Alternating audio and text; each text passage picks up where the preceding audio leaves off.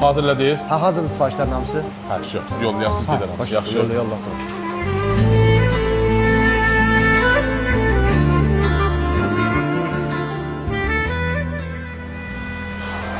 Gözəl gəlir.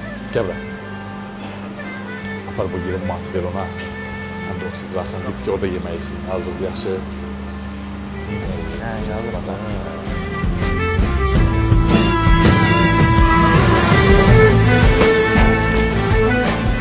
Oy, sarı kofta. Git, məhəbbətə bir dənə qəşək dönərcə. Nə mar etdiysən, hə? O tikindən o tərəfə baxsın. Qırmızı saatla giyinsin. 7 dənə qəşək dönər gətir.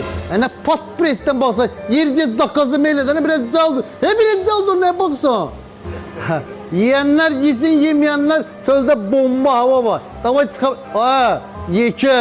Dublu sifətini göstərsən. Hoşuma gəlmirsən sən. Yemisənsə tava. Ne derim tava? Məndən də bu. Mən nəzəcəm. Hə, biləcək.